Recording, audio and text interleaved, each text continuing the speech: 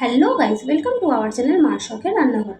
আজকে আপনাদের জন্য নিয়ে চলে এসেছি একটি নিরামিষ তরকারি রেসিপি। চলুন রেসিপিটা আপনারা দেখে নিন। আশা করি রেসিপিটা আপনাদের অনেকই ভালো লাগবে।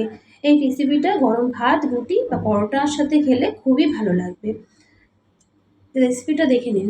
এখানে ডুমো ডুমো করে আলু কেটে রাখা ছিল, টমেটো কুচি, লঙ্কা বাটা, আর এখানে আছে আদা বাটা, আর এখানে আছে ফ্রেশ পনির টুকরো করা। পনিরটা কিন্তু ভালো ফ্রেশ আছে। এবার দেখুন এখানে পটলও কিছুটা কেটে রাখা আছে। এবার কড়াই ভালো করে গরম করে তার মধ্যে কিছুটা তেল দিয়ে দিলাম। এবার আলুগুলোর মধ্যে সামান্য লবণ আর হলুদ দিয়ে আলুগুলোকে মেখে নিলাম। দিয়ে ওই গরম তেলের মধ্যে দিয়ে দেব। ভালো করে আলুগুলোকে একটু লাল লাল করে ভেজে নেবেন, দিয়ে আলুগুলো তুলে নেবেন। দেখুন আলুগুলো মোটামুটি ভালো করে ভাজা হয়ে গেছে। এবার আলুগুলো সব তুলে নিলাম। এবার এই তেলের মধ্যেই সামান্য লবণ দিয়ে আর সামান্য হলুদ দিয়ে আমরা কেটে রাখা বা টুকরো করে রাখা পনিরগুলোকে দিয়ে দেবো একে একে। পনিরগুলো সব দিয়ে ভালো করে একটু নেড়ে চেড়ে ভেজে নেবেন। পনিরগুলো একদম কড়া করে ভাজবেন না, হালকা লাল বা লালচে করে ভেজে নেবেন।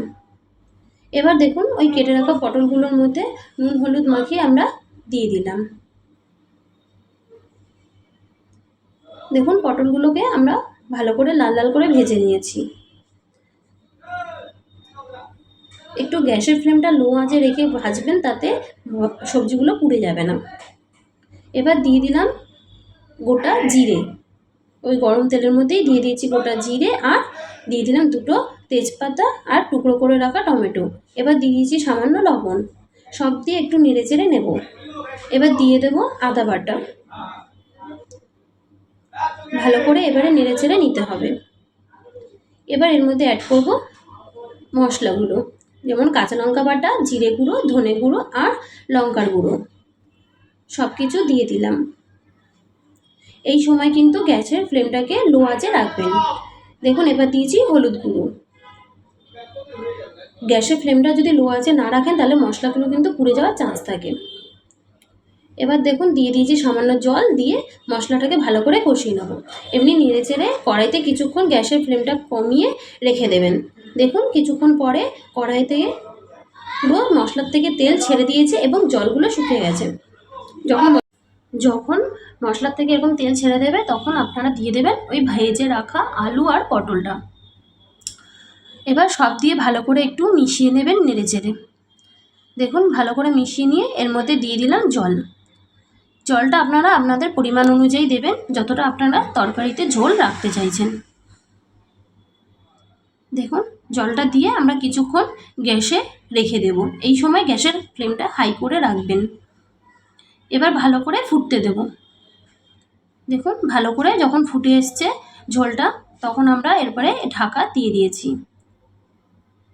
কিছুক্ষণ ঢেকে রাখার পরে এক মিনিট মতন ঢেকে রাখার পরে ঢাকনা খুলে দেখবেন জলটা কতটা আছে এবং সবজিগুলো সেদ্ধ হয়েছে কিনা। দেখুন আমরা আরেকবার এখানে ঢেকে দিয়েছি। এবার ঢাকনা খুলে দেখুন জলটাও পুরো, দেখুন আমাদের গ্রেভিটা কিন্তু ঠিকঠাক আছে, যতটা ঝোল আমরা রাখতে চেয়েছি। এবার দিয়ে দিলাম আমরা এখানে ভেজে রাখা পনিরটা। পনির দিয়ে আবারও নেড়ে চেড়ে নেবেন। এবার দিয়ে দিলাম সামান্য গরম মশলা। সব দিয়ে আবারও একটু নেড়ে চেড়ে নেবেন। এখানে দিয়ে দিয়েছি সামান্য চিনি। সব কিছু নেড়ে চেড়ে নিয়ে একটু ফুটিয়ে আমরা সার্ভ করে নেব। দেখুন এখানে আমরা দুটো আলু বা 4-5টা আলু এখানে একটুখানি হাতার সাহায্যে ম্যাশ করে দিয়েছি। আপনারা এরকম করে আলুগুলোকে একটু ম্যাশ করে দেবেন, তাতে তরকারিটা খেতে খুব সুন্দর হবে। পানসা পানসা লাগবে না তরকারির ঝোলটা, গ্রেভিটা কিন্তু খুব ভালো ঠিক হয়। দেখুন মিশিয়ে নিয়েছি। এবারে আমরা তরকারিটাকে নামিয়ে নেব। চলুন সার্ভ করে নিই। দেখুন সার্ভ করে নিলাম তরকারিটা, কালারটা কি সুন্দর এসেছে। এখানে কিন্তু কোনো পেঁয়াজ রসুন ব্যবহার করা হয়নি। একটি নিরামিষ পটল আলু পনির দিয়ে তরকারি। এইভাবে আপনারাও বানিয়ে খাবেন, আশা করি আপনাদের ভালো লাগবে। ভালো লাগলে একটি লাইক, কমেন্ট, সাবস্ক্রাইব করে আমাদের পাশে থাকবেন।